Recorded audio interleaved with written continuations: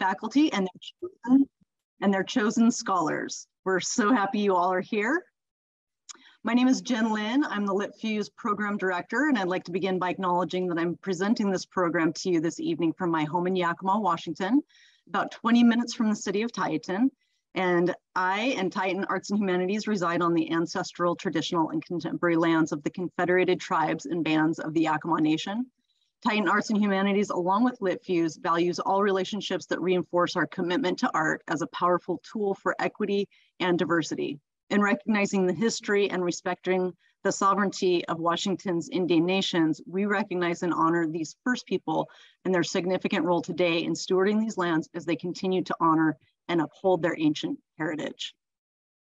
LiTFUSE Summer School online offerings, including tonight's program, have been brought to you by our parent organization, Titan Arts and Humanities, along with generous grant support from Humanities Washington, the National Endowment for the Humanities, the Poetry Foundation, National Endowment for the Arts, Washington State Arts Commission, Fresh Hop Ale Festival, Yakima Chief Hops, Discurin Foundation, and Yakima Valley Community Foundation. I'd also like to give a shout out to our community partners, Inklings Bookstore, Fiesta Foods, Yakima Coffee House Poets, and many gracious individual donors. Of course, I'd also like to thank LiTFUSE 2022 faculty and their scholars, along with my assistant director, Laura Walker, for making this all possible. At this time, I'd like to ask you to mute your audio and keep it muted throughout the presentation. We'll reserve the chat function for presentation-only responses, and Laura Walker is here and available to answer any LiTFUSE questions, so please feel free to send her a private message if you have any questions LiTFUSE. And with that, we are on to tonight's reading. Our first reader tonight is C.G. Dahlin. He was the first designated poet laureate of the University of Wisconsin Stouts Honors College in Central Washington. Dahlin spearheaded 2 volumes of the regional anthology, The Whispers of Wenatchee. Now he attends Eastern Washington University for an MFA in creative writing and is the student director for the practicum program, Writers in the Community. Welcome, CG. Okay, I'm gonna start by breaking a taboo, I guess, in subject. So this is called I Am a Thing That Dies. I am a thing that dies in the dirt of loneliness and in the numberless hours. I felt a nameless call out west and I followed it. And there I found myself in a cemetery. And here I felt relief, open breath to a long encumbered chest. I sat in the grass inside of the sharp black gates amidst the withering stones engraved with impersonable names. Infants and soldiers plunged into that dirt. I opened myself to them and they said, we cared, we lived, we gave, and we took. And the message made me feel queasy, like my heart was that carved stone and my head was filled with this personless air. So I laid down in this thoughtlessness and bliss found me here. A bird chirped. My grandmother is that bird, the bright one that chirps and coos. She is of great comfort to me here and anywhere that I hear her voice. And then and there I heard a call again. It's the river that wishes to speak with me. And so I went on an arduous but laborless journey across dusty paths and innumerable untitled stones. And there, the dark river meets me. I learned that grandfather is a crawfish in this river, crawling out of a crevice and presenting, staring at me. He turns and points his body thin and forward and pushes up and through a forceful current between the rocks and then confidently descends into the deepest dark I can see. And this is what he had to say to me. And with that, I took the darkness and I swallowed it and it healed me And then I took this darkness and I baptized myself with it because it's living, and thus I became alive with it. And it's holy in this forgotten way. And there are no names on the stone that names it.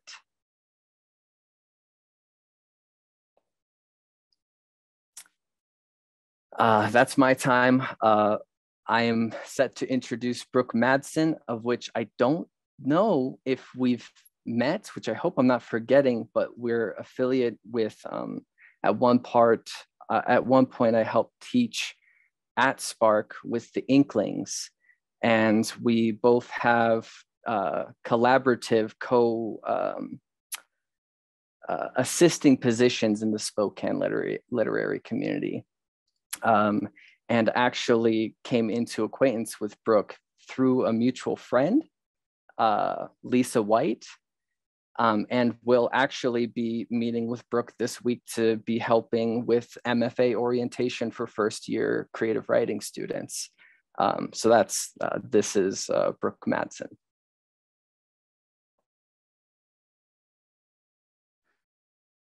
Thank you, Connor.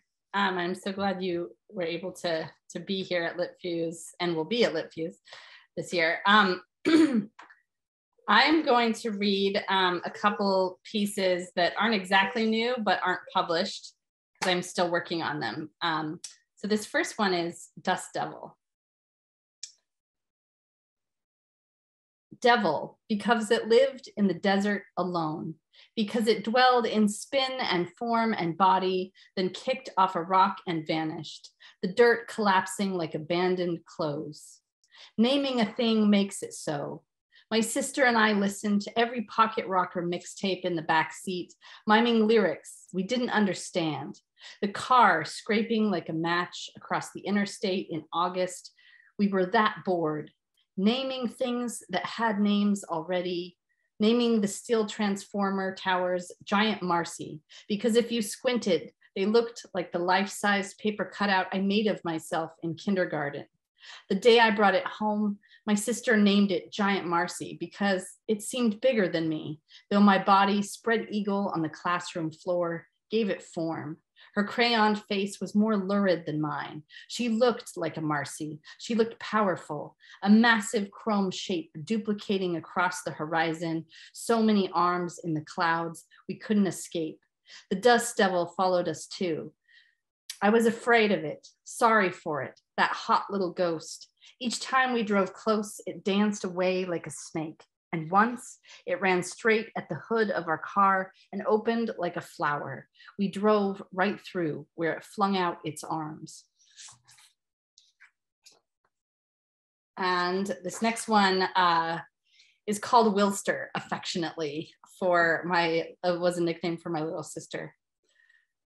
She was 4 when she met him in Shaniko, the Oregon ghost town where our parents let us wander through deserted general stores and old saloons muffled by dust. Mouthless mannequins in cowboy hats, hands of poker stitched to linen wrists, tumbleweeds scratched the dirt down the trail to the old jail. We shut Hilly in a cell, swung the bars behind her, and laughed at her capture until she cried and cried to be released. We teased all afternoon until she said she met a ghost named Wilster, who was now in the car home with us on her lap. Even my parents laughed, but I was afraid because she was not the little sister we locked in the darkened jail with its gravel-hewn floor and cobwebbed bars. She was not alone now. Hilly told us about Wilster every day after that, told us where he sat, what he did in the house while we were busy forgetting.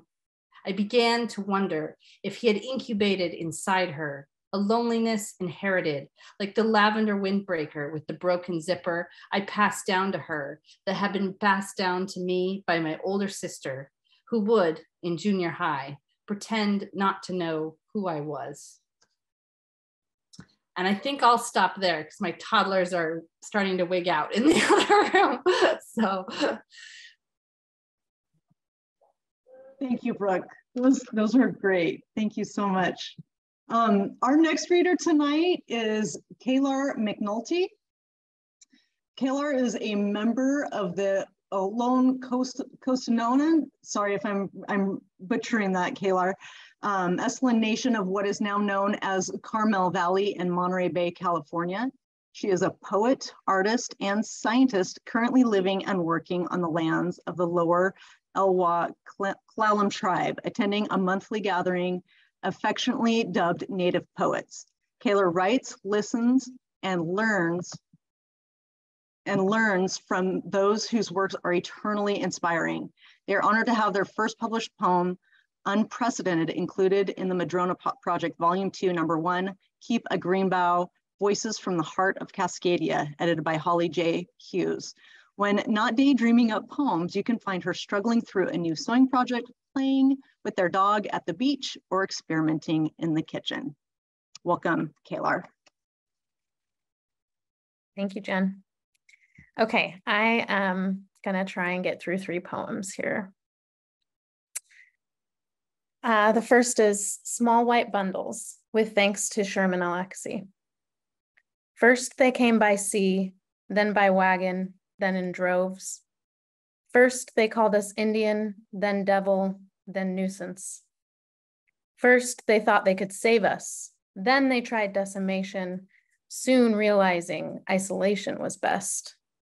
Now they hardly see us, almost never hear us, certainly don't recognize us. We thought they were small white bundles. Turns out they were the snowblind we weren't prepared for. Your breath, with thanks to Alisteri. A breath of loyalty, fire on your tongue. A breath of care, blanketing my heaving shoulders. A breath of laughter, bubbles burst in summer air. A breath of compassion, nourishing the depths of me. A breath of loss, shifting old perceptions. A breath of bitterness, unable to abide. A breath of rigidity, turning my face away from yours. A breath alone, a breath alone, a breath alone. And last, How to Make People Vanish from the Earth, with thanks to Alisteri and John Boyd. It's easier than you think, twisting souls into oblivion. 1. Sheer stories down to tatters, so small even tweezers and a microscope can't make them whole. 2. Burn the foundations, barricading food, water, pathways to life. 3. Sever ties to kin you do not recognize until flora, fauna, celestial bodies are no longer heard. 4. Erode interpersonal relationships from within, titrate out the red blood from the blue. No more words, no more sounds, no more thoughts, devil speak beaten out of memories. No more light, no more sight, no more hope. Only ropes burning wrists, bursting hearts. 5. Ease out the final drop of ooze, recognition of self, demolished emptiness pouring from within. Invisibility finalized, your work complete. Horrific artistry blooming in this petri dish experiment. Leaves only incomprehensible dreams, stardust swirling with secrets, waiting to awaken. Thank you. So I am introducing Catherine Hunt. She and I met at a reading in the summer of 2021 for the Madrona Project. And then after that, we got to spend some more time together at a small gathering at Alisteri's home, which was just amazing and really wonderful. I think that An Offering is probably my favorite poem of hers that I've been able to get my hands on at least. But I am sure I'll have new favorites after tonight, or especially after the coming weekend at LiTFUSE. So I'm really excited and happy to get to see everyone in person, and especially you again, Catherine. Thank you so much for having me.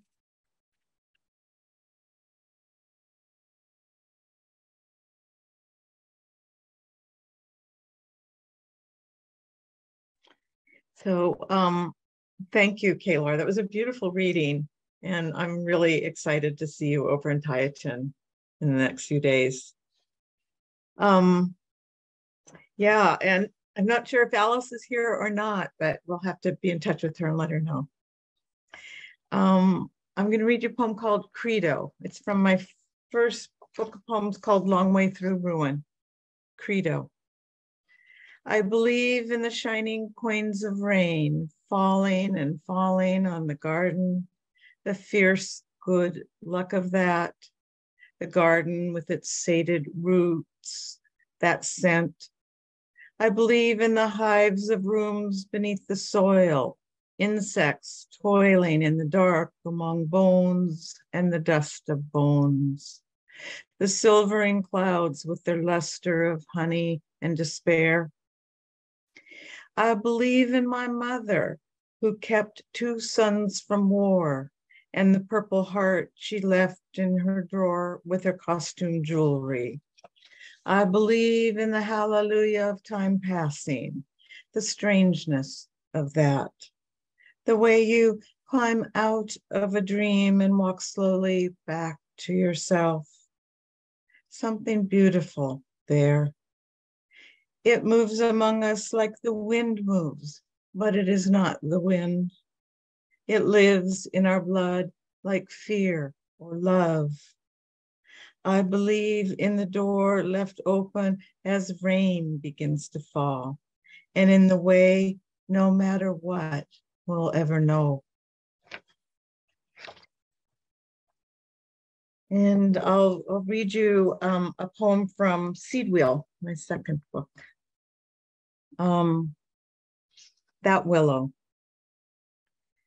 Above that willow only stars, and we lay under, 2 whispered girls, half blind in the half light, the long occult branches, cool seep of earth against our backs, hatchlings, our breasts not even breasts yet, bee stings, tender as the mouth we saw Marilyn Monroe make in the movies.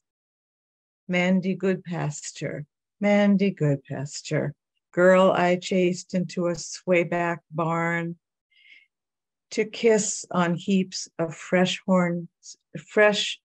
shorn hay and loll about in sifted light, those ravening hours. Oh, girl who kissed me back, where are you now? Under the willow we looked up to see the stars fall one by one, counted them, kept score, wanting to defeat each other.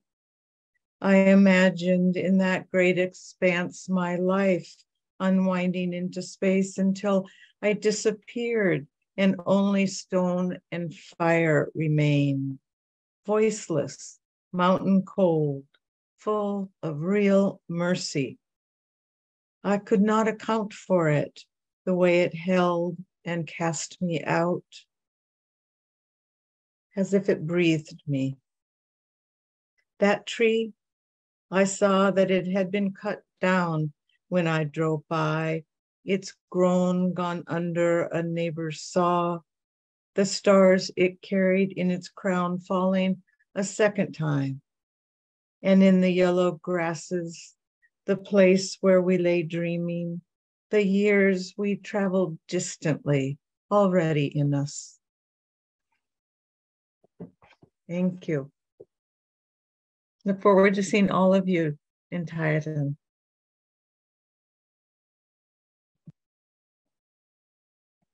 Thank you, Catherine. Wow, I love your voice too, and just such exquisite words. And Kayla, it was what a treat to hear your work too.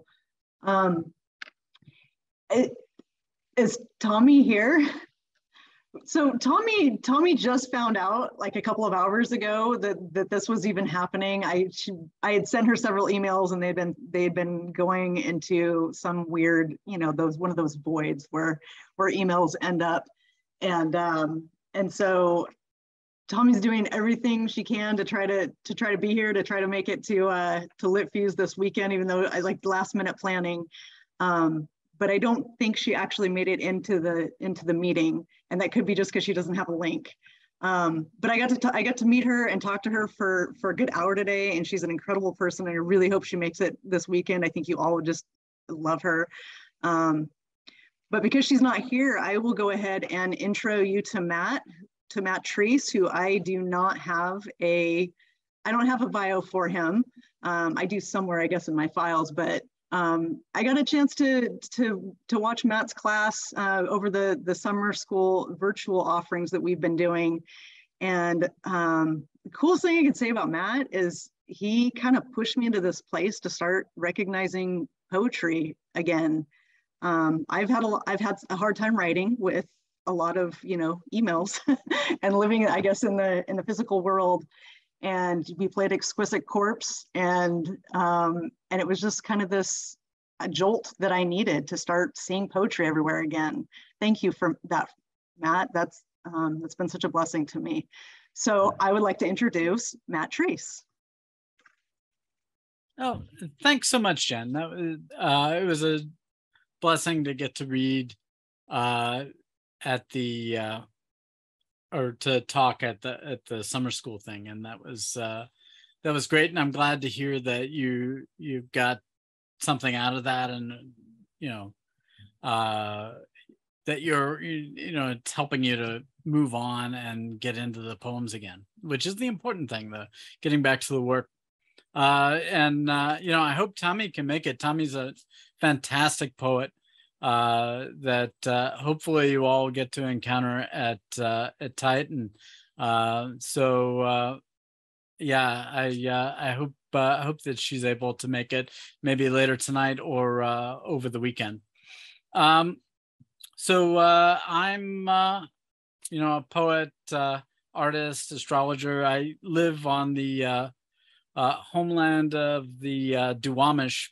And so I'm going to read a couple of things from a new chapbook length piece that I've been working on. That I live in Tukwila, Washington, which is I live really just up the hill from a lot of the cleanup on the Duwamish River. And so this book length poem is kind of thinking through the Duwamish River, the history and colonization, and everything that's going along with that. So I'm going to read just a couple of pieces from that. The poem is called The River Inside. Consider the natural history of the river, and its human everyday seems to greet me with jet fuel spills, low totem over things I'd rather keep theoretical, face to feet, arched like a bow. Cut the animals' throats and place them in the sterilization cabinet. Garbage burning at the South Park dump steals your mind.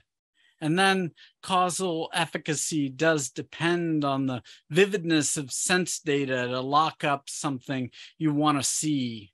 Flies, an inherent flaw in capitalism, always tries to find the new. How would I know the aim of the coming age fate? Which I'd spell out in disguises you don't want to be seen.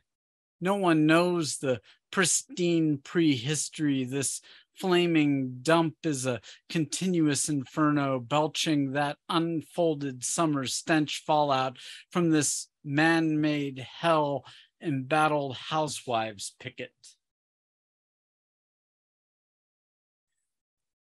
Coyote said, "Come back. You've let a good one go. Thornless flowers fertilized with pollen of their own sort. We're forced to seesaw back and forth in between. Don't go falling in love with yourself. Let it in. You are a magnet. Sometimes good people draw this area too, through blown out examples of this corrupt material. It was so bright, it was hard to see the nation or the commonwealth should take care. Thou deemest thou art still on this other side the devil fate loves and loses the center of this life I've been leading? Be enduring. Be enduring. This head has somewhere to lay various pathological states of the body I'll just riff off. Oh, Lord in heaven, and empire waterbed mess civilization and aspirin as the Roman shooting my mouth off. This ain't no rookie dreaming gored by temporal wishful thinking waterway designed as a shipping corridor paralleled by two marginal roads. This very moment, the inside and outside of sentient bone and flesh are ephemeral charges exchanging all the days you are going through.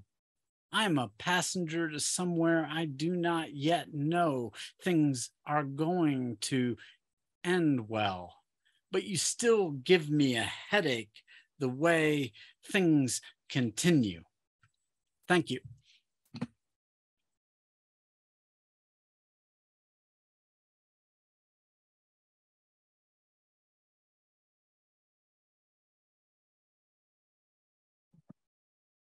Wow, Matt, thank you for that. That's kind of hard to hear, to be honest, but thank you. I appreciate that work. Our next reader tonight is Emily Harmon. Emily Harmon is a Minnesotan poet and writer. Her work can be found in Nimrod and Cross Currents Literary Journal. She currently lives in Seattle, Washington, where she is at work on her first collection of poems. Welcome, Emily. Thank you. I'm going to be reading a new poem called Danbury, Wisconsin. The auctioneer wears an oily cowboy hat, stands on the game trail running through the backyard where we once saw a family of cinnamon-coated black bears ambling across the grass. Behind his fist, you can almost see the long, flattened patch of dead leaves where the canoe rested on its gunnels each summer, and beyond that, the lake, where the same loons return year after year. Mostly, I remember the quiet, my father watching the end of his fishing line for a bite, the still, glassy hours before dawn. More than once, a bird flash of white beneath the canoe as we paddled, sticky-eyed across the lake. I tried to hold my breath as long as she did, red-faced and gasping for air by the time the loon appeared, soundless, shaking water from her wings. The loon has 4 calls, and by 10, I knew each one by heart. The soft hoot of a chick, the yodel of confrontation, the wavering warning to a stranger, the grieving, haunting wail of loss. All of this quiet, all of this searching for what isn't here anymore, all of this ridding of what is. The line of cars stretches a half mile down the road. The cicadas hum thick in the afternoon heat, and my grandfather's lathe goes once, twice, sold. I used to peel papery strips of bark from the birch trees lining the woods until he told me it hurt the trees. I never asked how it felt when he carved them to the core, but I played for hours with the horses he chiseled from their dimpled limbs. The last time I saw her, my grandmother pulled at her fingers, set the table for 6, said a mother should never lose a child, says it does something to you. Each square of butter on the same spot on each plate, each napkin folded just right. We sat then, the 5 of us, bowed our heads. The hollow wail through the dark. We knew exactly what it meant.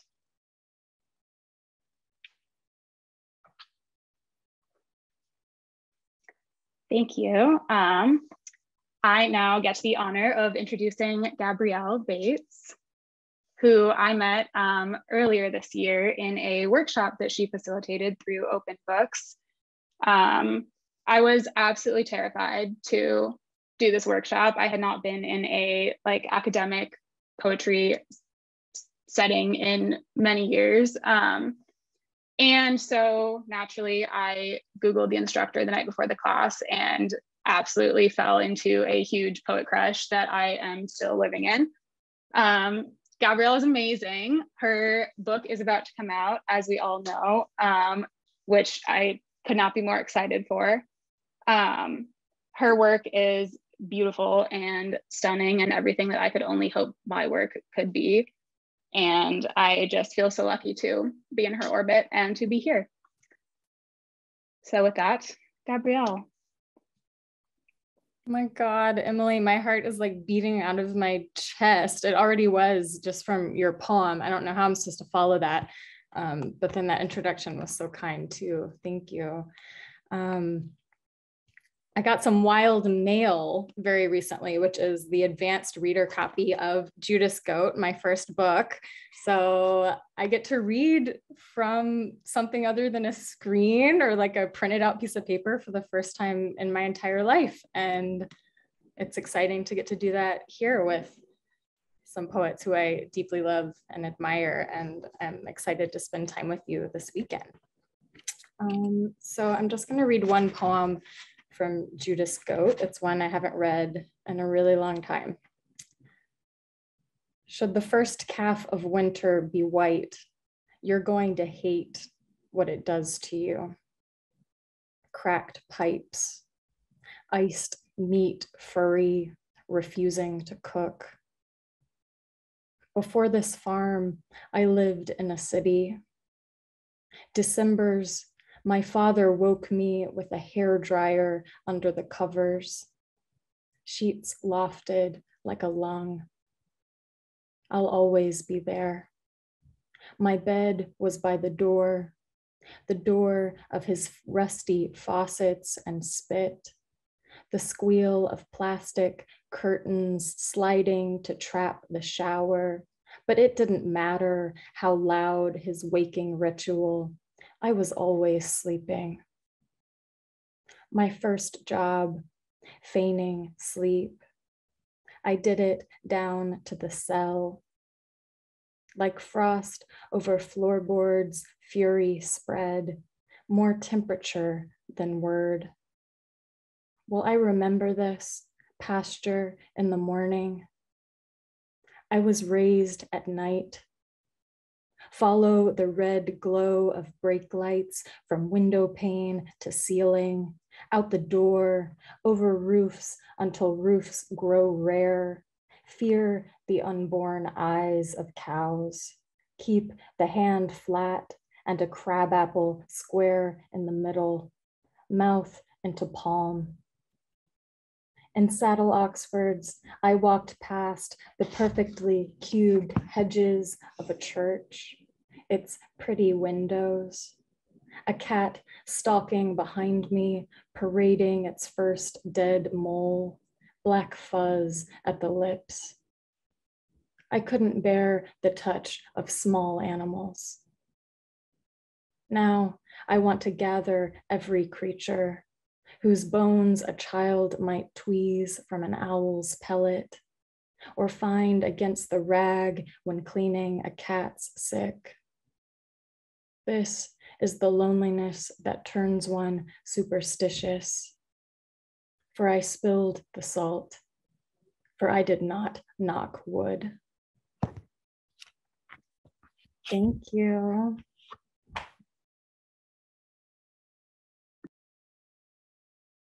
Wow, Gabby, thank you. Some powerful words. And Emily, wonderful to hear you read.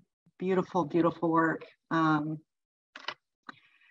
Our next poet, it's really hard to just cruise right through these. All of your poems are so amazing. I wish I could actually have them in front of me to see the words as we're reading, but anyway, thank you all. Our next poet, Noel Rugula Horan. is a poet. She currently is in the MFA for poetry at UMass Amherst in Massachusetts. Welcome, Noelle. Hi, thank you. I'm going to be reading a poem now, just one, an older poem. So, or actually, I don't know. When people say older poems, when people say, I'm going to read an older poem, it's always just a disclaimer that's like, if you hate this poem, like, I promise I can change. Like, that's always what that means every single time. So I'm just reading a poem and I know you'll like it. I don't know, whatever. I'm going to read this poem now. Hi. Wool. Wintered slit of a path, September Tuesday carved with impatience. So I enter repeating memory, walk countless times without much. And tonight, sky is shaking and down come the flecks of snow, cold and wilted on this unwelcoming bed, waiting, wanting to be irised, or my path pressed in, like there may be a time for seeds, but no seeds, dense of water, not cold enough for a body below ground, and nothing above this concrete, paved and waiting in an impatient cold with me, with this puddled snow, catching muddied black branches, losing wood, holding a door open. 2 years now, 4 years now, I purchased a coat, $100, 100% wool, a field officer's home in the snow. I can sleep in the snow with this soldier's coat his daughter found at the bottom of a buried box. I talked her down. I gave her cash. I earned selling books, drunk, little papered bricks drunk from my other wool breast pocket. But a long time ago, my great-grandfather, he worked in a wool factory, and during the cold and warring winter, he stole wool from the factory to his house, his family, to keep warm, but they lost a small son, a baby born when the machine roared, clotted, muddy scarlet, cascading the sky, clawing through the fields, red breath, his future, all those doors torn for wood to burn, and I wonder, how could he have died? Was there not enough wool to steal? A basement, the bombs could not walk the steps, but the cold glided down, a wraith, and my family heated bricks wrapped in sheets to trick the cold breath pining for flowers to carry away from this hopeless place, our child. Did the factory hear his cries in my great-grandfather's breast pocket, begging to be a part of the machine without burning alive? If he had lived and I had met him when I was a boy without a tongue, would he have a different gift than what he gave me? Detlef, an amethyst, Ursula, a bow, Heinz, a violin, Monica, a cherry tree. If I sat across from him, a boy without his tongue, his hands, would he give me his wilting hands instead of this throat cloaked in the cold embrace of bombs lighting snow? Do you know, dear path, I walk to calm the callous back, down into this earth and see how well I know your small dreams of branches glimmering down to bring the sky closer. But this earliest frost brings me home like a champion or pine. I take off my hat and it hangs a hand out from my drunken pocket to pluck snowflakes like a soldier. And I get carelessly cold, and I make tea in a dark house in my wool coat, my wool socks, wool gloves, my wool scarf, to shoe what binds me to a name I was not given, to glide down those basement steps and return like a soldier covered with all my stolen wool. Thank you. So I will be introducing Matthias. I'm going to be breaking the rule because I did write something down really quick, but if I didn't, I would just not, know anything to say whatsoever. However much I know and love Matthias, so I'm just going to read it really quick. All this time I have been a poet, Matthias has been present. My first time anywhere near poetry, I remember his book, Wastoid, displayed prominently at Innisfree Poetry Bookstore and Cafe, and would go on to read The Wine Dark Sea and Destruction Myth from there. In the storage catalog of Sabito Press, I would immediately reach for The Explosions. I'd hold on still to a poem from there in my heart and remember dearly. And eventually, when Matthias would come back to Boulder, I would buy 30 of his dreams, to which he gave me 60. All this time, Matthias and I have briefly weaved by each other, briefly in Boulder or Denver, and now so far away in Massachusetts. And finally, and always has he been a bright, shining light. It is true and breathtaking poetry that reflect the poet. Poetry is made all the brighter by his presence, and from every angle, thanks to his prolific use of the American bicycle. I don't mean to summarize his work, but from what I can glean and gain insight, Matthias's work bridges the realm of daydream and terror, play and melancholy, so that both states of sight may see fully the beauty of its own domain. And so welcome, Matthias Bellino. Thank you, Noel. Thank you for your poem. Thank you for being. Thank you, Jen and Laura. This is so lovely. And I'm in a weird hotel room in Salt Lake City. I'm gonna read one poem that's I think I wrote it about 20 years ago. It's in my first book, which was a collection of 44 creation myths. So it's called Creation Myth.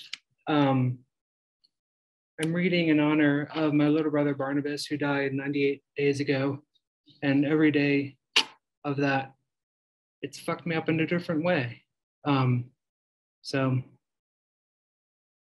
he hated poetry, but I love him. Creation myth. In the beginning, everything I said exploded. I would say, I am holding a glass of ice water, and the glass of ice water would explode.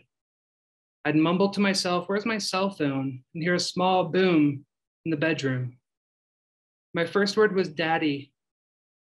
After that, I didn't speak for 10 years. I tried to use my explosions for good. I said shuffling feet and never heard that scrape again. I said crooked politicians, but the next day there was a new batch of them giving press conferences after the memorial services. I almost said nuclear warheads and then decided that this might be unwise. I made a list of words I could not say. Words like oak, mother, and pills. Words like journalists, femurs, and workers. But I walked around with my buddies after the bars closed, and once I forgot and said, that Dan Rather is a respectable news source, huh? And everyone froze, and Sutter punched me in the arm. It took 2 weeks until there were new newspapers, and they were all a little thin. I told my fiance I loved her, and just like that, the love was gone. In the spaces where the things used to be, in the craters left after the explosions, a new kind of mold grows. It grows orange on some days and yellow on others. It grows quickly and always toward me. I'm not sure what will happen when the mold reaches me, but I hope I will be brave. I hope I will not say the word mold. There is so much I should not tell you. I know your name is Seashore, but your name is Animal. That's my name too. Thanks for being here, all of y'all.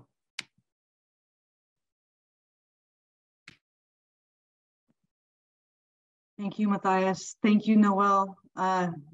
Again, beautiful, beautiful work, and deepest condolences, Matthias. Our next poet is Carolyn Holm. Carolyn Holm is an artist, writer, wife, and mother from Salem, Oregon. Her first book of illustrated poetry and prose, Woodland, was published this February. Her art and her poetry are centered around awe for the natural world and the philosophies it reveals. She is in the process of recording the audio album for Woodland and is enrolled in an educational program to become a state licensed psilocybin facilitator by next spring. For more information about Carolyn and upcoming projects and events, you can visit her at carolynholmpoetry.com. Welcome, Carolyn. Thank you so much, Jen. Thank you for all of your work in putting this together. I'm gonna make sure my screen's okay. I'm really, really grateful to be here and to hear all of your just incredible work. I'm just gonna read two quick poems from Woodland. The first is called When I Return. When I return home, if my book is not coated in moss, if my hands and my feet are not muddied, if my hair is not tangled with Queen Anne's lace and twigs, if I'm not walking upside down and sideways with mad and wild wonder for the world in which we live, send me back out again. I have more to learn, more shutting up to do, more stillness to seek. And this next one is called Bitter Drink. Maybe the ache is better than the having and the holding, and the question far weightier than the answers and the knowing. Maybe your words could ring without you making a sound, and our shadows might finally sing if we'd let them abound. Maybe my lines are halved, and maybe they are whole. Maybe the heart is empty, but what if it is full? And maybe it all reaches much deeper than mycelium, roots and core, and the soil is calling out to us through death for more. I'm not sure if the hour has passed or if it ever came, but I know at once, at last, there is no single soul to blame. But the wisdom cannot stack, and the meaning of these words won't sink if we won't taste the honeyed lack, if we don't sip the bitter drink. I'm going to be introducing Kristen Berger, who is someone I am such a shameless fan of. I first met Kristen in 2018 or 2019 at the Book Bin in Salem. She was touring a new book she had written and fell immediately in love with her work. I participated in an open mic that night, and she briefly mentioned that she had edited some books. And in 2021, when I decided to publish my own first book, I knew that she was exactly who I wanted to work on it. And she went above and beyond and poured her heart and honestly more time than she needed to into my book. And I am incredibly blessed and honored to have her eyes on it. She made it something presentable, which I'm not sure it would have been without her. And so I'm really excited for you all to hear her, and I'm really excited to join you all this weekend. Thank you, Caroline. I'm so happy you're here. Thank you for those words, and Jen and Laura and everyone here. This is so cool. But the best reading I've been a part of. And mostly because I only have to read 3 minutes. I'm going to read 2 poems. One is a poem that I wrote for the wolf that crossed from Oregon into California a few years back, called Or 7. So this is a poem in the voice of his mother called Blaze, a love letter from a wolf mother. Overnight, the topographical map refuses to match. Washed out green swatches bleed unrecognizable down the range. I am not long after you, but snared between forks that force me north to the mighty river, a long lapping, its silted brew only a memory of land. My abandoned gate, my mouth slick with moth fat. The bowl of me hunts for a cool scrabble to den down in. I have only myself now to nuzzle. Rank miners' caves bristle with the rumor of cougars on a backward breeze. I slip beneath the fire lookout tower. The man senses my heat, a thin cloud with no strike, a restless evaporation. Listen, child. Hold your magnetic nerve to cross volcanic vertebrae and state lines. Trespass. Make them wince at your shadow. Spread unwelcome seeds riding your pelt. Lodge yourself. I will keep feasting on meat locked in river ice, that pale blue throat song. She is the patient echo at the edge of your sunrise. And then I'll read one from my new book, Earthwork. It's a little blessing. Prayer for the common day.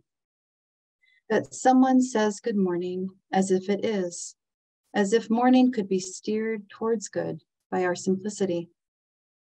That light gets through the thickest curtains, that we want it. That we are heard like the coyote's wild young as the night shift goes home. That children don't forget how to run and catch snow on their tongues at the same time. That parents are as still as tree trunks for children to tag on their way.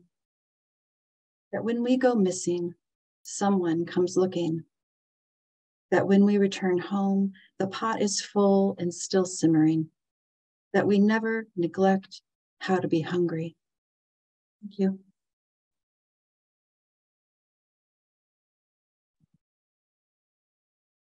Thank you, Kristen. I always love hearing your work. Thank you. Thank you, Emily. It was a wonderful night. Our next reader, Carla Yaritza Maravilla. Carla is a McNair Fellow, double majoring in English language and literature and professional and creative writing, and minoring in Latina American Studies at Central Washington University. Her poetry has appeared in Poetry Northwest and the Wenatchee Collapse Contemporary Art Gallery. Her manuscript, La Casita Negro, House of Black, was a semifinalist in the Andres Montoya Poetry Prize through Letras Latinas at the University of Notre Dame. Her current research project, Cruzando Glorietas, the fourth space in El Encuentro Femenil in the U.S. Chicana literature of Sandra Cisneros and Erica Sanchez, articulates a fourth space that builds on the Chicana third space feminism through the metaphor of a glorieta captured in traditional and contemporary Chicana literature. She is currently preparing her graduate school applications for 2023-2024. Welcome, Carla. Hello, thank you so much. Today I will be reading my poem, La Chingada Malinche Malincin Malinali, after Sandra Cisneros' The House on Mango Street. Marina fell into the goat heads, espinas, a border wall, popping eyebrows, and chicken feet cracked under, knees bent to the M of Maria, a tabby forehead in Salt City prayer, domino eyes, swollen marbles, as boy chants, the fucked one, the raped one. But you kept circling that fire with your cotinga and squirrel cuckoo, tiny arrow-spun feathers like silk roads to a Florentine codex of Quetzal and spoonbill and orapendula, an iridescent oscillated turkey in a search for the senses. San Isidro de Cedillo may be our folk song, you, a tiny root of Mexican jasmine circling each monarca. I too follow your footsteps, and though I missed a couple of steps, breaking a silver ear of corn and a loaded epistle jaguar, I'm a pretty good dancer. For this dance, we are dressed like linguists, purple-elbowed tongues, tablecloth heads, a teacup covered in rice flowers.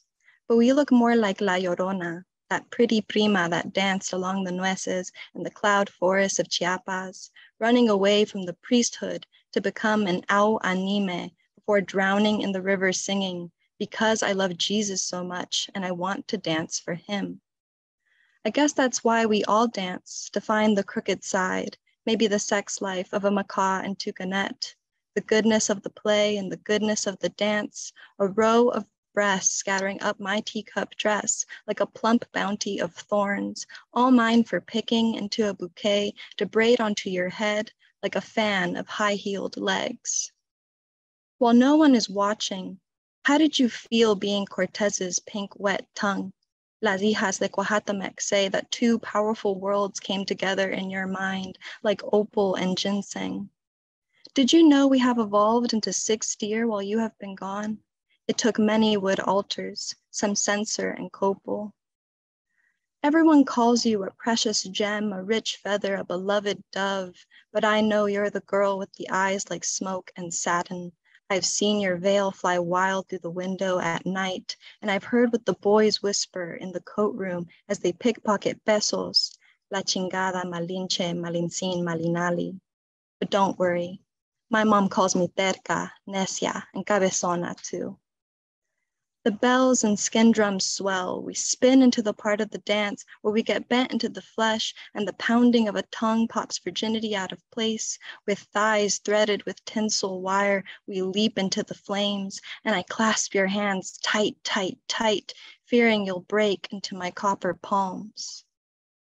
When the dance is over, you rub the paint off your eyes, pull your skirts straight, walk home with your spine in knots. You become a quiet Marina as the feathers glide with the wind like a razor. The hairy stubble of your calves reveals a clipped cup flower, a trail of maize plants sprouting human heads. Marina, do you sometimes wish you didn't have to go home? Do you wish you could fan your feathers and fly back to Mexico where no one could call you terca, necia, cabezona, pocha, pachuca, chalupa, cholo, chuco, chunt, punk, bracero, lubricano, spicanini, pepper belly, a no-sabo kid, a bowl of dog water? There'd be an adobe home, not the kind on the hillsides of Nuevo Mexico with marble-cut drawers, saucepans, apples, roosters, and white liquors, but a real adobe home with the clay shingles and the wood slab door held together by rope and ceniza, melocotón y melón, manteca, mosquito mantilla. You go to sleep and wake up to the blue and never have to think about el gringo blaming you for the mestizaje of our forebears, la sacrificio y el dolor of our foremothers. All you wanted, Marina, was to dance and to dance and to dance and to dance, and no one could call that crazy.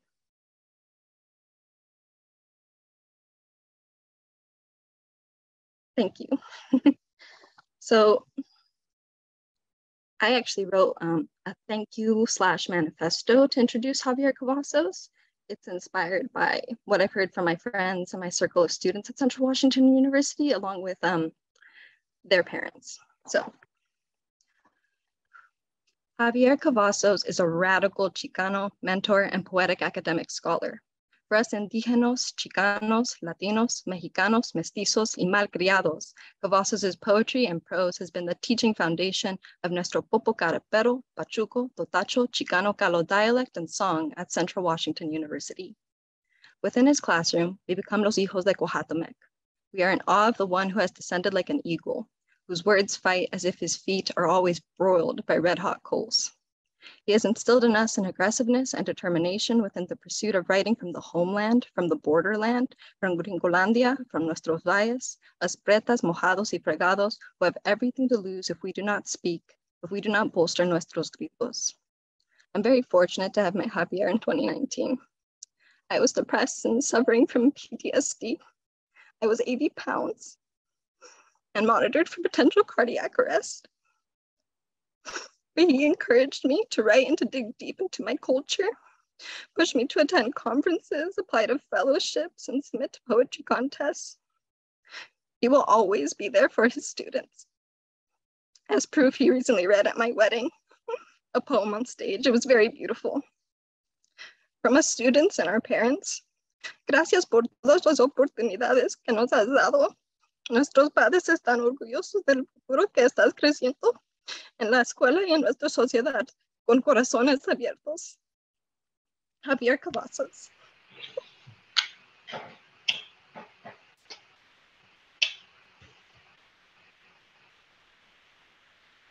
Thank you so much, Carla. That was so moving, so beautiful. Carla, as you all heard, is a constellation of poetic power, a universe of beauty, of language and emotion, a beating heart, and such an honor. It's always a pleasure every chance to encounter her and to hear her poetics and her approach to language and everything right back at you. And I learned so much from you, and thank you. Such an honor, such an honor. And I just want to thank everyone for being here tonight and for reading beautiful poetry. It's amazing to be part of this, and everyone is just so dynamic, and I can't wait to see you all this weekend. So I'm going to read a poem. Been writing a lot of love poems lately. It's nice to be in love and to be writing about love. So our four-dimensional world near the Atlantic. In the cross-country bed, we beg and cry out like two grown incarcerated, and squeeze and tug at the heartstrings inside our throat. You hold a glass and say drink, so I drink it all down, and the micro shards of the crushed glass severs my tongue.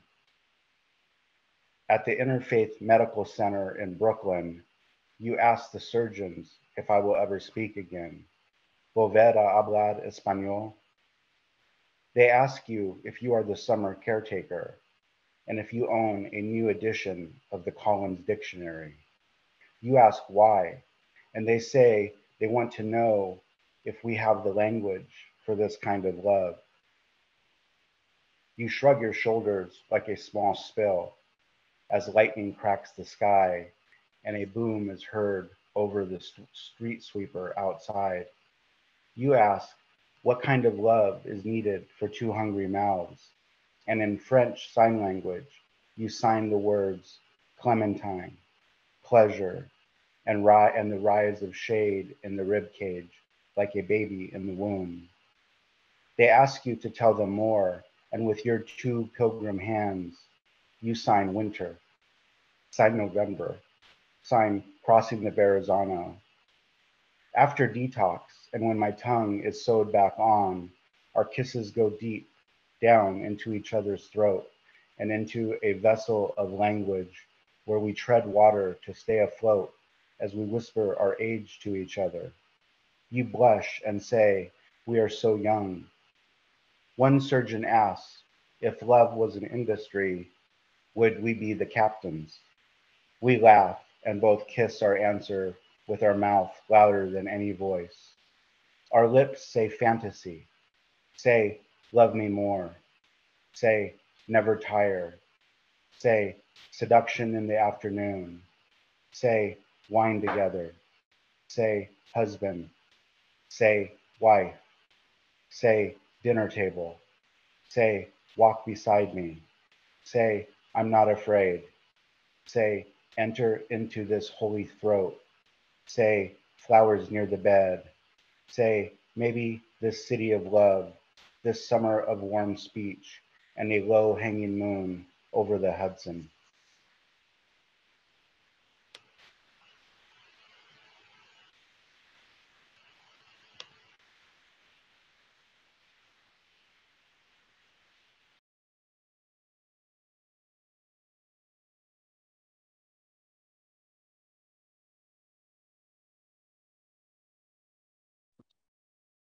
Sorry, I was having a hard time finding how to unmute.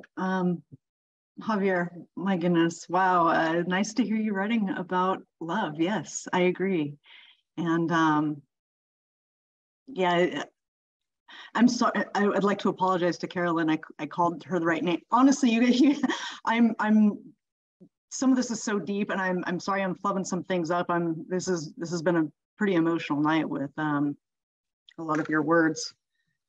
Carla, I believe it was Carla, your student. Thank you, Carla. I don't know if you're still here. but thank you for being so vulnerable with us and sharing your work. It's very much appreciated. Our next poet is Derek Annis. Derek is a neurodivergent poet from the Inland Northwest. He is the author of Neighborhood of Gray Horses, Lost Horse Press, and the associate director of Lynx House Press. Their poems have appeared in The Account, Colorado Review, Epiphany, the Gettysburg Review, the Missouri Review Online, Poet Lore, Spillway, and Third Coast, among others. Welcome, Derek. Hello, folks. Thank you for having me, and thanks to all the other readers and viewers. I appreciate you being here. Can you hear me all right? My microphone is sometimes screwy. Okay. I'm just going to read a couple of poems from the first section of Neighborhood of Gray Houses. This first one's called Compulsory. I don't remember what it was, losing a game or some form of hunger that made me pick up the hockey stick and chase the neighbor boy across the lawn. Whatever it was, I wanted to kill him, to pack his teeth tight against the back of his throat with that stick. He was 10, I was 11, and I loved him. Together, over several summers, we sat beneath every tree in the forest, walked every inch of the river. We even tested the infamous French kiss. I let my tongue slip into the moist cave of his mouth and enjoyed it for a moment, before rearing back at his stagnant taste, the popsicle stickiness of his lips. Once, while hiking, we wandered too far. The sky went black and fell into the forest. We were off the trail. There were eyes and snapping twigs. Matt began to cry, so I swallowed hard, held his hand, lied about knowing the way home, and said all the wolves were sleeping. It was after 12 by the time we crossed the front lawn, found our parents sitting on the steps with bitten lips. Mine engulfed me in warm arms, carried me quietly up to bed. Matt's mother slapped him, dragged him inside by a fistful of hair. What made me lead the scared boy home through the dark, bring the stick down hard on his tender face? All right, the next one I'm going to read is called Breach. Mother stood on the side of the highway with a box of teeth in her left hand, the keys to the red convertible against which she was leaning in her right.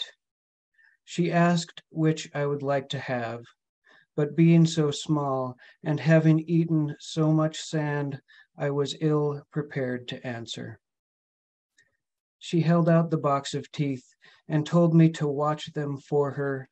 Then she turned, got into the red convertible, laid rubber on the road, and revved off the edge of the earth. I have been waiting here by the highway, and I have tried to care for the teeth. But now and again, the crows come, steal one while I sleep. Thank you. It's my pleasure to introduce Aileen Cohen-Vokes, who I met about a decade ago when I was an undergrad at EWU, and they were a graduate student in EWU's MFA program. Aileen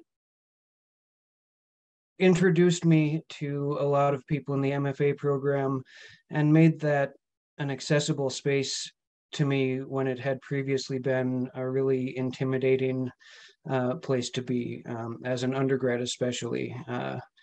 And ever since I met Aileen, they have been integral to helping me shape my work. We've been in workshops together, and they are one of the most thoughtful, respondents to work that I've ever encountered. So thank you all again. This is Aileen. Thanks, Derek. Lovely to hear you read, as it is great to hear everybody else. I'm from Yakima, so coming back and being with everybody this weekend is going to be like a super special honor. And I decided that it would only be appropriate to read from my book, Consolation Prize, because it has a lot of connections to the place where we're going to be in just a little bit. So I'll read the introduction and then one poem from it. In 1892, Olympia, Ellensburg, and Yakima vied for the title of Washington State's capital city. After the dust settled, Olympia retained the seat of state power, Ellensburg established Central Washington University, and as a consolation prize, Yakima was awarded the Central Washington State Fair.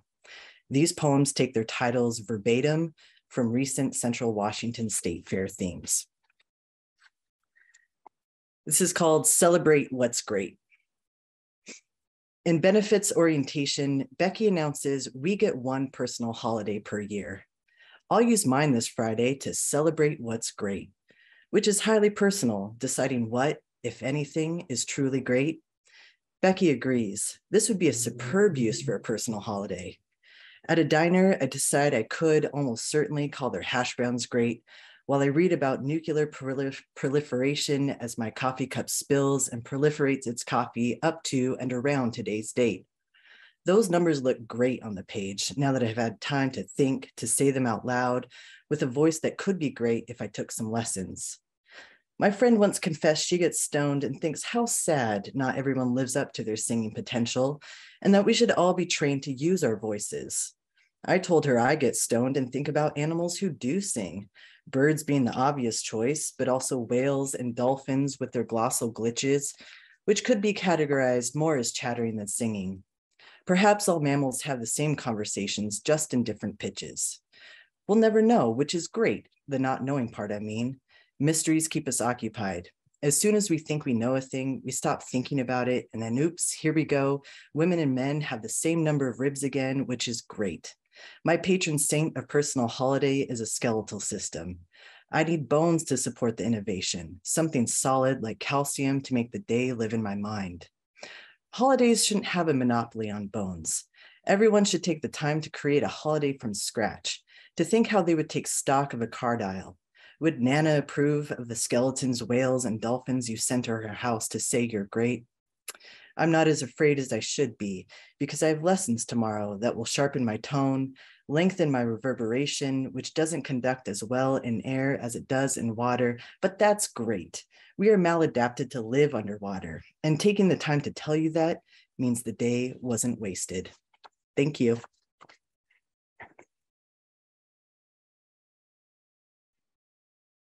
Aileen, I am so happy that you read from that book. I'm from Yakima. I grew up in Yakima, and I heard all of those silly fair titles every year, and that Aileen has taken something so cheesy and corny and turned it into beautiful poetry is amazing, and kind of a celebration of how quirky this town is, but also very beloved. So thank you, Aileen. And thank you, Derek. Thank you so much for your vulnerability as well and sharing your work with us tonight. Our next reader is Matthew Eifert Schroeder. Matthew is the luckiest man alive. His friends and family have taken him around the world and deeper into what it means to be human. From drug war bunkers to, I'm not sure what this says, Faberge eggs. The world has shown him to more of its wretched and glorious self than is necessary for the satisfying life, and continues to do so. The price of this kind of luck is exhaustion and injury. To avoid the spiritual, mental, and physical constipation of absorbing too much of the world, he must process it through poetry and with his community. Welcome, Matthew. Hi, thank you. Yeah, so I fell in love and became a stepdad, and this is a poem about the process of that. Returning to how my grandma made paper airplanes. In a spring sun saturated with the sounds of new nerves reaching into plum blossom legs, scrambling up a slide that will carry chase me into thesis and contract and love for one and all seasons. In affordable creases, I seek the echoes of my sources. Children invite us to become our gentlest reality, knock the corners off ourselves. Our words soften, expand, slow down. Become a vague spoon we can dip into what's left of our inherited scrambled egg etchings transferred from forgotten frying pan to forgotten frying pan to remembered frying pan to the monotony of today. This child attaching, my soul is on the hook to help her hold herself into herself. Then all of a sudden, there is a piano in every bird. Will be the inattentive vessel of what's left of the mother batches that made me after their dispersal. A wind from a long dead Dakota exhale that once touched my face, pushes her hair into her eyes as she stumbles. After a few lopsided, misremembered pieces of paper crash before they find enough air to find a farm, buried under vinyl siding, ceaseless appetite, each cascading failure takes me closer to a picnic table absorbed by a library beyond touch, until I quit looking for the meaning of life as if life isn't all there was, is, will be. Like a lost son in the calf his return will kill, my fingers find, then dance. A pattern of creases, folding a smooth, flat texture into a structure to take the dead with us on a very, very, very short flight. Repetition will spark burst a fascination for pudding made from a stale bread. To love is to breathe as a fulcrum of life in a rusty rise and fall. These new nerves scrambling into themselves will inhale us from a vague sky. They will blow us into the unborn. Thank you.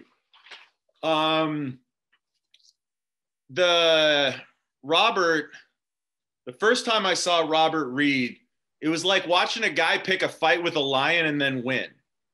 And I was kind of fascinated with him, and we live in the same town, and we always seem to run into each other in moments of perhaps that was too much fighting in the past. Let's see what we can do now with life. And we've built a real friendship out of that, and a massive respect for his work I have. And we will still both get in a fist fight if we see you come after single moms, I believe. But it's, there's a childhood that takes place in two very different Pacific Northwests, but they massively overlap and seem to be semi-erased. And it's real fun to look into that with him. And he's an amazing, caring person. So, Robert Lashley. Thank you. Thank you, Matt. Go off, Robert. I love you. All right. Good to see you. Hello, everyone. You have to bear with me a little bit. I was walking yesterday afternoon, and I hit a divot, and my knee went one way, and my body went another way. And long story short, my meniscus is fucked up. So I had to turn my screen off most of the time because I had to stand up for up and down, and I'm in some pain. But I didn't want to miss this out of my respect for Matt and my respect for all of you. I am going to read two short poems. This first poem is called Soft Boy Barbershop Suicide Blues. A boy's first death is when men rob him of color. The first snap from creation, in a chair, in a line. The men remake him and make him dream of the river. Purple highlights are snapped in order. He trembles. The abyss becomes a buzz cut from the smack to his spine. A boy's first death is when men rob him of color. The men surround him, prod him, flash out their temper, then thrust their mask upon him in turns and in time. The men remake him and make him dream of the river. They prod and they chant, "Am I my brother's keeper?" Yet the kept cattle boy is piecemeal and twine. A boy's first death is when men rob him of color. And then the kings are happy, finished, over, in the blank slated boy, their drum circle shrine. The men have remade him and made him dream of the river. In this potter's house, the one God eats the sparrow. In this potter's house, Sabbath is blood on the vine. A boy's first death is when men rob him of color. The men have remade him and made him dream of the river. This next poem is called Value Village Love Poem. Old jackets don't fit, love, but did they ever? Insignias and hats fade in the cycles of discount trend racks. Jerseys and insignias contract arbitrarily and scarfs hollow in the Klieg lights without the heads that gave them meaning. Age and price may dictate our shape, but wherever you are is the boulevard. Let me adorn you a crown of price check rosaries. Let my love be the alms that never signal, for without you, hoop earrings are just metal. Extensions, just threads away from their orbit, away from their center and star. Let them price to infinity our posters and memories. Let them splice the hood to the meridians of invisibility. In my arms, you are never gone. My dear around the way girl, dance with me by the sail colors. Time may erase all style to memory, but the intercom is playing our song. Thank you very much.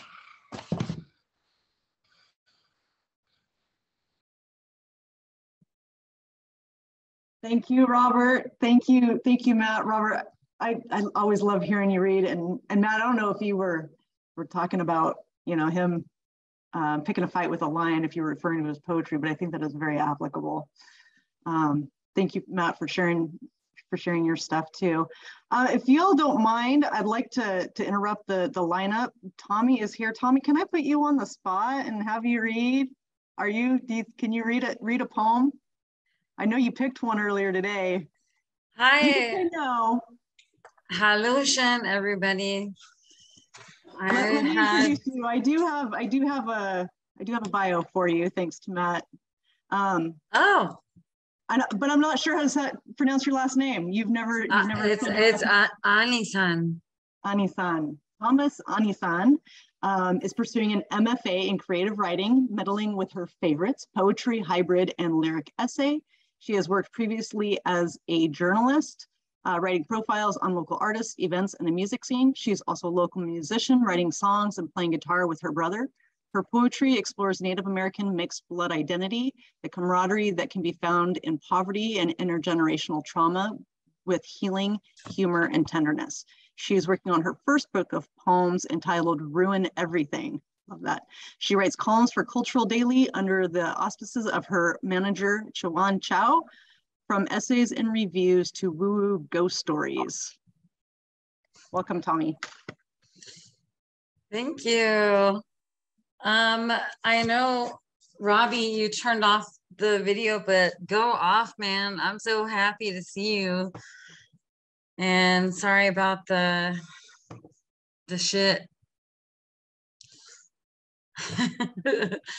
I was supposed to introduce Matthew, But I just moved into this place, so I had internet problems, which is like a really boring explanation / excuse or whatever. But I want to say thank you, Maddie. Thank you, Matthew Trees. I adore you, and you're a father, astrologer, poet, man of many, many, many talents, Renaissance person, and I just appreciate you so much. So I had a long conversation today with Jen that was really fun. And so thank you for introducing us. I think we're friends now, but I think people are friends with me if I like pass by them in like a grocery aisle. So I don't know.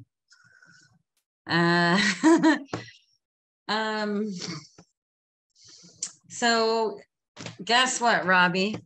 You were just talking about the river, and I'm always thinking about the river because I grew up next to the Missouri. And me and Jen were talking about this too, about being like, for me being Indian and people assuming that Indians have to like know about nature, which is like a noble savage narrative. Like we just naturally good at like nature stuff. No, I'm good at subways. I'm good at boxing. And I don't know how to fish. I've never fished my whole life, and poetry. So, you know, we don't fit the Pocahontas portrayal, I suppose. So I told Jen that I was going to read this poem that I read after I read, and this is not Natalie Diaz's fault, but it was just after I read her book. So it's called How Can I Say Who I Am If the River Is Gone? After Natalie Diaz, the Scorpion Queen. Never has a river belonged to me, nor I to anybody, any body of water. So who am I if I can't even remember a house? Trauma erases memory. A special place I used to hide in, sure. Or even a rock to slip into my pocket and name. I don't remember a bedroom, but I do remember a carpeted floor with a TV instead of a mother. A TV loving and braiding my hair, gloved and static. So who am I if I couldn't hear a single word from the muddy, broken mouth of the Missouri? Even if it were to speak to me, I wouldn't know its sludge talk. I wouldn't know its memory. When history is a tossed archive on paper, and the paper is white, and the paper is wet, and the paper has flown in a whir of fast food bags, lotto tickets, lost bets, dead leaves, and dollar store receipts prancing in their own ratchet ass tornado down any given street. When a childhood is a toss and a finished bone, when leaving Iowa nobody cried. I never cried or even waved goodbye to the slaughterhouse. Even though I did cry for the pigs secretly when their screams echoed through the downtown stockyards. Maybe if I had met one of those pigs, I could have loved him. I could have named him. I could have set him free. Do you hear the possible drums of victory? Maybe then I would know what I was made of or who I was going to be. Driving over the bridge between Sioux City and Omaha, the Missouri gurgled something and it swallowed back and folded into its own swirling mud. And I waved. I swear, you guys, I tried.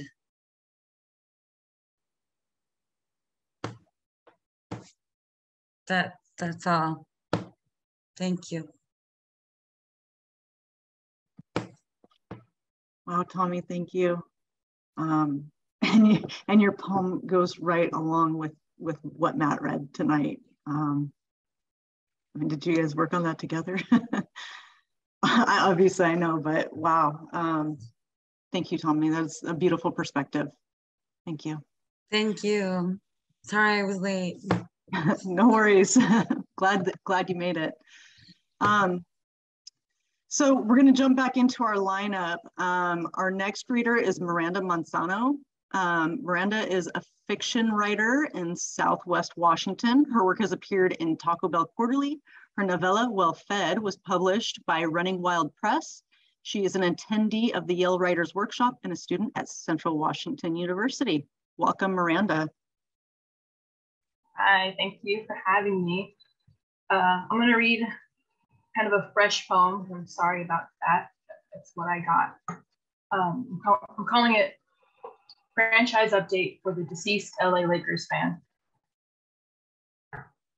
King James runs in circles in his gilded corral. As the goat, he bites his own tail in there for eternity. Like the black mamba and other serpents before him, being the best isn't always for the best. No blood in his game right now, though he made a new Space Jam and used the postseason to become a billionaire. But Russell Westbrook feels free when he bites the heads off chickens for the crowd's pleasure. Then the bit grows old and our attentions wander. He's just the kind of player who gets ruined in LA, looking out at the skyline thinking it's looking right back. If he ever caught a break, a pinch of luck, he might not have turned into a sideshow. I suppose you could say so about many of us. And 80s wrapped in plaster and tension tape. 6'10" is a lot for one body to support. The injuries come in clusters because that's how pain goes. The drip, drip, drip of being a traitor to your own frame, of wearing down your bones, same as your Nikes. What's a big man to do? There's just nothing for it. Then there's the new blood, the teenagers. Every draft changes my team irreparably, does tears for the nostalgia. And I swear to Phil Jackson, I've never seen that young man in my life.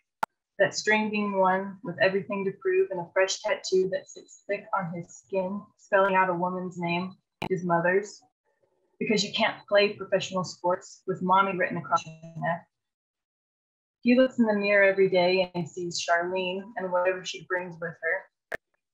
I look at these games every year and I see time, and time brings distance. I can measure it in the growing stiffness of Rajon Rondo's knees and the decreased accuracy of Carmelo's shooting arm, and how all our favorite players are now courtside gurus wearing suits with their own names on the labels. I absorb every loss and I hold them without counting. And I love these men even when they lose, and even when they break, and even when they give up. Because of chronic condition, these many griefs, these returning losses. Staples Center is quiet like your house, and it isn't even your house anymore, and it isn't even Staples Center anymore. Confetti's been stuck in the rafters with the myths and the legends, just above where I sit, in the very last row with my back against the wall. I shake hands with the ghosts, and we hold our breath to beat the buzzer. The confetti's been stuck, but this year, maybe we'll make it. Okay.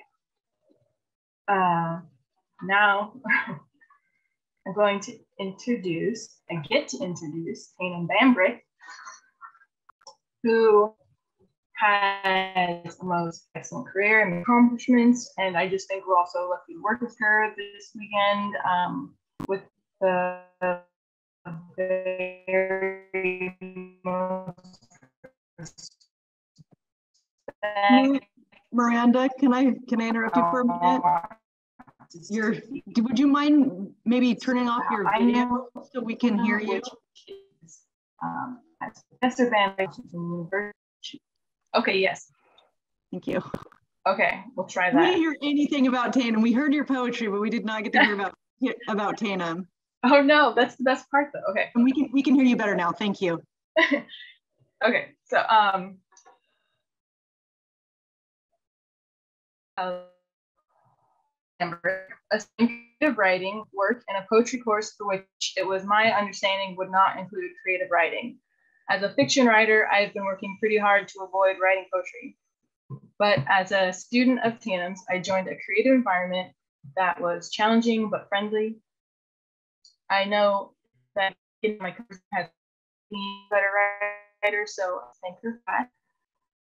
Tainem is a wildly generous teacher who seems to be effortlessly engaging.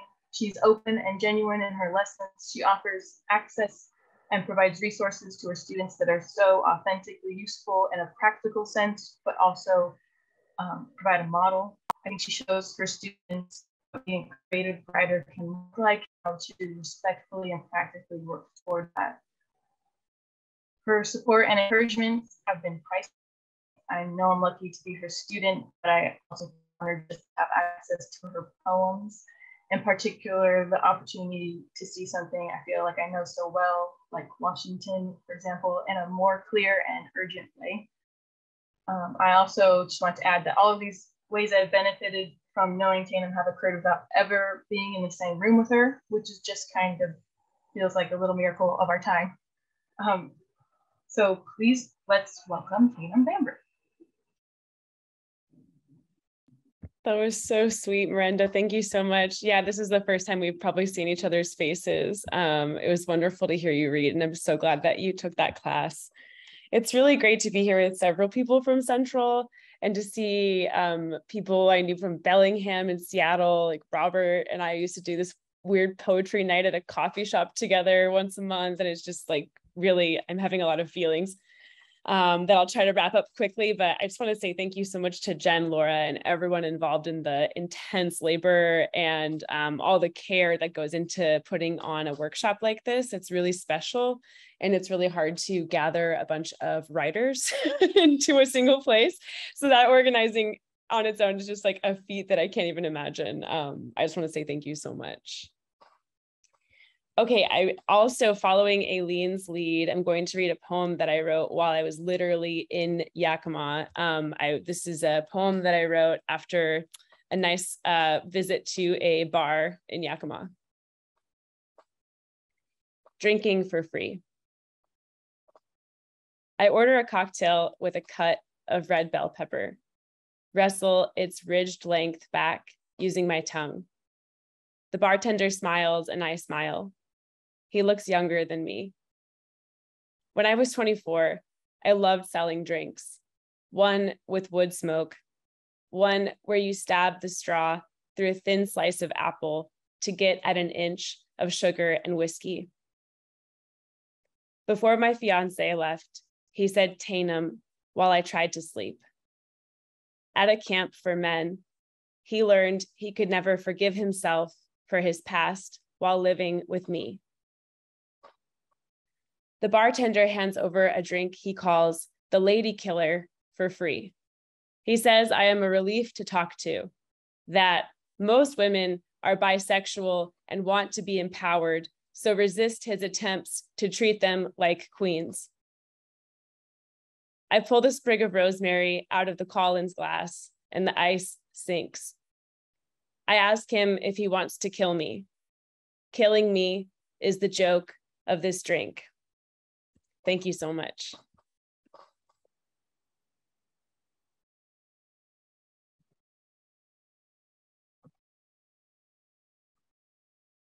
Thank you, Tainem, and thank you for honoring Yakima. And thank you, Miranda. It was wonderful to hear your work as well. So excited to have both of you here for LiTFUSE. Our next reader is Laura Gerard. Since youth, Laura has written poems, two of which published in children's compilations. Her educational background is in advertising, public relations, and news editorial journalism. She attended graduate school at the University of Tennessee Knoxville School of Communications. Through a graduate assistantship, she was invited to join the National Journalism Honor Society and earned summa cum laude. Her master's project in creative nonfiction focused on the white and Black women's experience in the 1950s and 60s South. Laura worked as an assistant editor and graphic design production manager at the Country Music Foundation Press and Museum, where she contributed to the Journal of Country Music. She also proofread for Thomas Nelson Publishing for 10 years while living the good life as a massage therapist in Jackson Hole, Wyoming. She published poetry and articles in Teton Spirit magazine and showed her poetry along with her art at several art exhibits. One of her poems published in Commonplace Books Moments in 2020. Commonplace will publish her nature poems and photography in a 2023 book. Currently, she lives on Lake Crescent in Olympic National Park, where she has almost completed a manuscript of poems about her recent cancer journey. Welcome, Laura.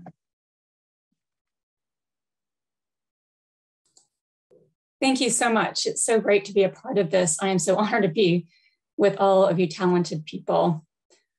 This is a poem from that manuscript that was mentioned. If I could choose my plight. 1, she ended our friendship by text. No time to develop it. Life is just full, she said. First friend after our COVID move decided for me she had no room. Was it the progression of my health issue? This update split my gut, but I had to hold myself together. That was Saturday on our way home. Test number 1 checked off in Poulsbo. It's Tuesday. Urine on the truck floorboard awaits its mail drop to Mayo in Rochester. I wait alone at the lab to draw test number 3. Its box is larger, will travel faster. I drew wings on it in black marker and wrote in cursive from Port Angeles. Hopefully won't clot this time in transit. Collection of 6 tubes at the local medical center. I've fasted. Announcement.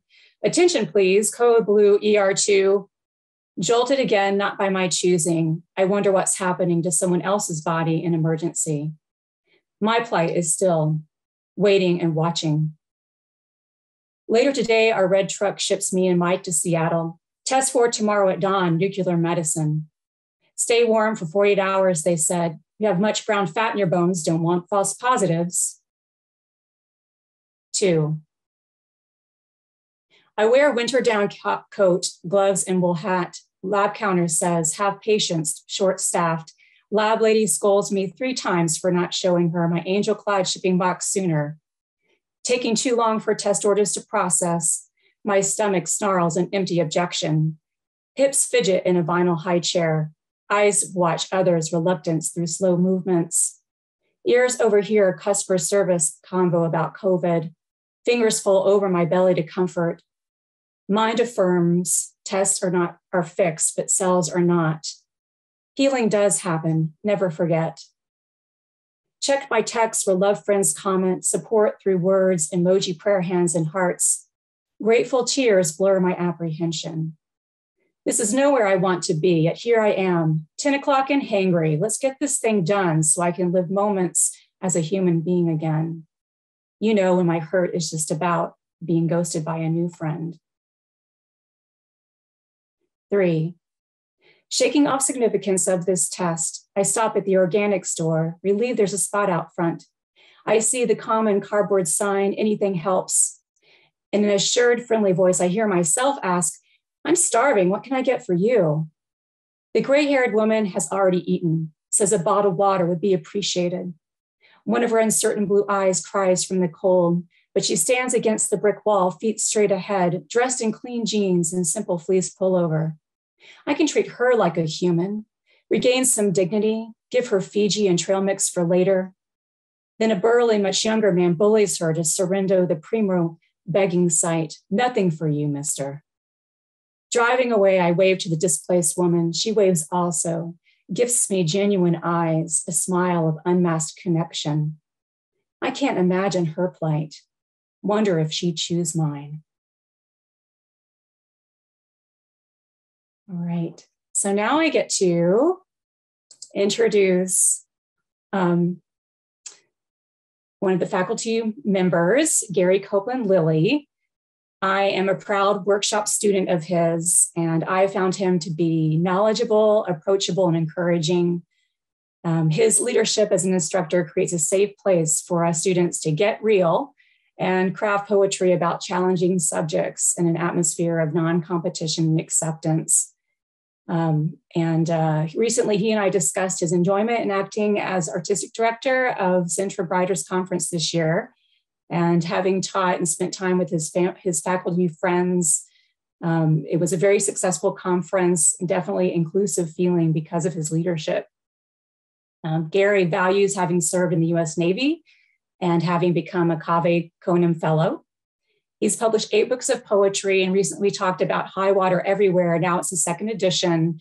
It contains his chapbook, Cape Fear, 16 poems about the Wilmington insurrection of 1898. This is an event that happened close to his hometown in Sandy Cross, North Carolina, though he did not hear about it growing up. And he spent a year and a half researching this event, he said, to create this wonderful collection. This is a man who gets real. His poetry is remarkable, as it is very honest. I'm honored to present Gary Copeland Lilly. Thank you, Gary. I want to thank you, Laura, for that introduction. You know, it's warm and it makes me feel good. And like I just want you to know, like you're here as a scholar because you're supposed to be here as a scholar. You know, I mean, really. So I'm glad to see you here. I'm glad to be with you. I'm glad that that you're in my workshop. It makes a lot to me to see how you roll. I'm going to read some new work that I'm trying to kind of figure out, but I'm going to read it. And the title of this poem is When I Think of My Dead Younger Brother.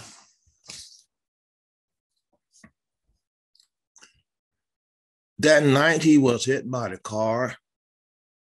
The driver was drunk, running through the red light, drunk, running through the red light, running through the red light.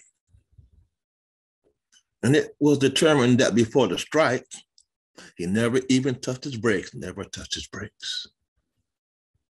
The driver, the car, the drunken red light. In the red light, my younger brother, standing dead in the crosswalk. The impact took a 6'5" frame through the front windshield, breaking bone, breaking glass, banging through the metal and out the back, landing in the twisted road. 2. It was after he was struck by the car and after he woke up from the 2-month coma and all his broken bones had knitted wrong and had to be rebroken. He was 19 and made me figure that schizophrenia, when it hits, must cover you like a blanket. No, like sheet lightning. Everything lit up all at once. And all your communication options are buzzing and accelerating, and there ain't no breaks, and anything gets said in such a flash of a moment. 3. It was like that, a day that was dark with storm, when everyone sits quiet in the kitchen because God is speaking. But my dead younger brother spoke because he didn't have any quiet in his head. He told my church going devout mother that God didn't save him. He was dead when he was in the coma. So it must have been the devil's hand that brought him back. Must have been the devil's hand that brought him back. It was then that he had to leave my mother's house. And she loved him. But she was afraid of the demons, afraid of his demons, afraid of his demons.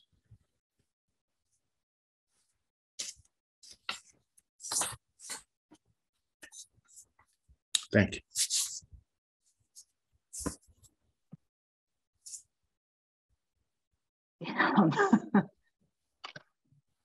Thank you, Gary. Thank you, Laura. Thank you for sharing your work with us. And my heart goes out to you and all you've been through. This is our final scholar for the evening, Tyrone Ross Thompson, who I have a connection with through Yakima Coffee House Poets. I've got to hear a lot of Tyrone's work, and very talented. And thank you for being here with us tonight, Tyrone. Tyrone Ross Thompson has recently come out with a new poetry collection, Washani Tales, Poems on the Experience of the Wampum or Washani and Nez Perce of the Columbia River and the impact from colonization to tribal policies that destroyed the homeland of Celilo Falls. Tyrone's poems honor his Native American ancestry.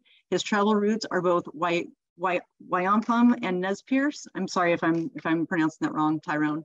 He says it was his Wampum ancestors who greeted the early American explorers Lewis and Clark when they came to Celilo Falls in the early 19th century. Those ancestors and subsequent generations are a continuing influence on Tyrone. Welcome, Tyrone. Hello, thank you for the introduction. So you can hear me? All right. The following poem is Fish Ladder and Horsemanship. Who has authority to decide what ancestors needed, decolonized by divided history, the blessings of wool for capitalism, the churches of imperialism? I remember infant's heart failure, a fury after reading the eulogy on social media, not told of the funeral. I remember a wrecked car's aftermath in the ditch, another time finding a lifeless body, and various others buried by suicide, violence, and slow death. Is the wool caskets less valuable because of bias and false wealth? Erase numbers and occasionally answer, thoughtless for that moment. Shut down and felt betrayed because it was prepared after attending multiple funerals of elegant ceremony with beaded buckskin, maroon shell dresses, light and bright buckskin shirts and chaps, green, yellow, and other various colors of regalia, and wool used to help us see light through sorrow. It took years to accept family loss and facing addiction, the disease and recovery regret. Lost connection while rebuilding a family, while searching history and deciding Washani humanity. Nonetheless, Tenino, the Washington side of Celilo Falls and source of redemption. The divine center of historical importance. Through melanin and blood vessels, a remembrance. Through warfare and spiritual survival, from here the trail started of original kinship, represented at the banks of the river at Wallula, near the confluence, where 2,400 Nez Perce showed their horsemanship and non-treaty defiance. 166 years of assimilation before the constant one-upmanship, before the insistent validation. Any village people visited, from Land of the Butterflies to Tenino, where people are accepted. Before the colonial seal, sincere nobility, their hearts of wool by matrilineal, with unmatched dignity. Hunway had the power of song and foretold of life changing. Her symbols we acknowledge and hold. Through sinew and symbols, a letter to the creator, Celilo Fish Committee's memory is vivid. The struggle for basic dignity and power, the tenant's calm and impatient urgency, waiting to release for Washani humanity. History as deep as obsidian, and 200 YM warriors supported Kamayakan, and constantly heard of these stories in fear of responsibility. At times, I didn't want this accountability. 1867, a decade after the war, a YM dreamer danced at Celilo and predicted a canal that would flood the 5 islands and the home buried on March 10, 1957. Born 2 centuries too late is the word stated for reevaluation of resentment of divide and conquer, with centuries injury and confliction. At first context, scriptures of kinships as aristocracy and nations of wealth, the indigenous people of human dignity, and wasn't victims in the one dimension. Yellow and red earthen paint and to be work is an example of continuation.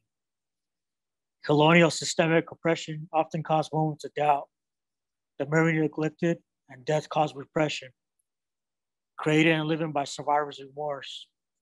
The pain remnant and unknown future course. Nevertheless, slow reinvention.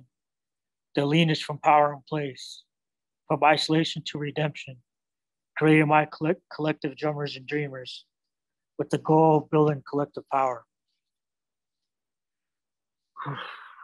Thank you for your time. And it's my honor to introduce the next poet. And I wanted to share that in 2014, I buried my cousin from alcoholism, but they selected 4 people to speak for our families. And I was in the room along with Bill James and 2 other Canadian chiefs. But Bill James invited me back to Lummi, but I didn't get a chance to meet him or meet him at his home again. And so it felt like I lost a chance for a potential mentor. But when I met Rena, it kind of replaced and created another opportunity to have that same kind of level of mentorship. And so one of the memorable things that I read throughout her poetry was aging this age of salmon through scales. And one of my poetry is called Ring Like a Cedar Tree, where I learned through my grandfather how to, to pick items for our regalia and to pick items like caskets, reading the age of retreat through its rings on it when you cut it. So that's kind of like how I seen a parallel that even though we're not doing the same work all the time together, there's people that do the same amount of work through their knowledge and they share with community and a chance of building kinship. So it's great to be here. It's an honor to hear everybody's poems and their stories. And the next reader is Rena Priest. Thank you. Thank you so much, Tyrone. Aiska.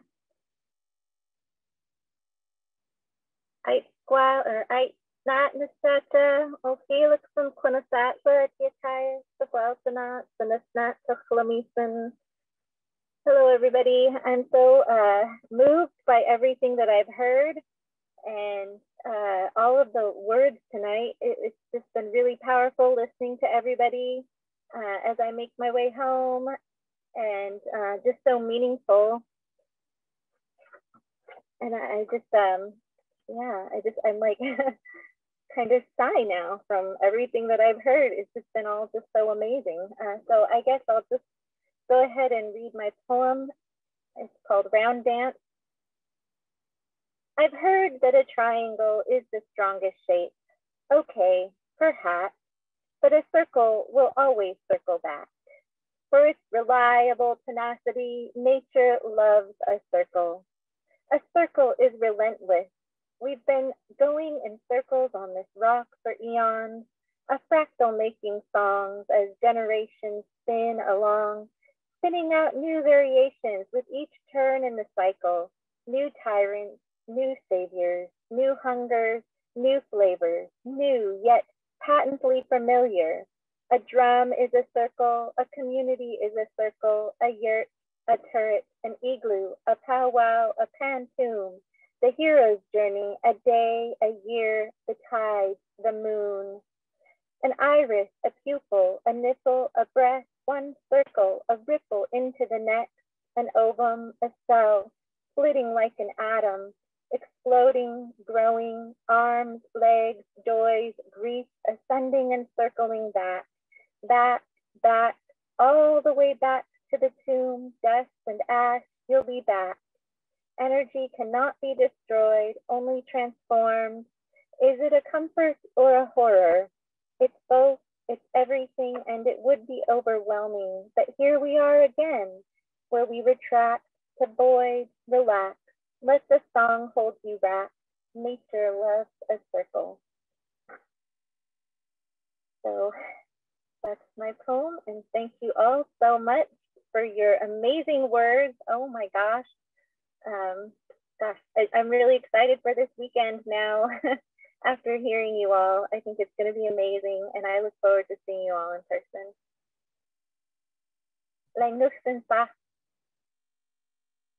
Thank you so much, Rena. Thank you for your words. Thank you for all you are doing in our state for poetry. We are all very grateful for you. And thank you, Tyrone. Thank you for sharing your words, your hard work that you put into all that you do. Thank you all. What an incredible night. And just like Rena said, yes, I am so much even more so looking forward to this weekend because of this beautiful community and this camaraderie around words. And when Tommy and I were talking earlier today, she said how poetry is where you find truth, and poetry is so important because poetry tells the truth. And that's really resonated with me all day. And even as I listened to all of you and your words, I kept thinking about truth, how you all were conveying truth. And anyway, I really am truly grateful for all of you. There are a couple of announcements. If you're not registered for this weekend, get registered. We're taking registrations through Tuesday. Classes are filling up, so do it now. It's going to be a great weekend. Tell others. Now you know what an incredible faculty we have. And anyway, I can't wait to see a lot of you in Titan. Those of you that are online, I'm so thankful that we have a medium that you can join us that way. And anyway, if you are coming to Titan, I really encourage you to come for that Slam for Poets event, the Slam for Page Poets event on Friday night. It's just a blast. And if you've never done any slam poetry, you're just a page poet, I encourage you to just get brave and get up on the stage and play with it, because it's all for fun. But anyway, it's going to be a great weekend. Thank you all again. Have a great night, and we'll see you soon. Night, everybody. Thank you so much to everybody. You were all so amazing. Thanks. I tried not to cry everyone. several times. It's good to see you, and thank you. I love you, Robbie. Are you gonna come? You too, Tommy. Are you gonna come to this weird town called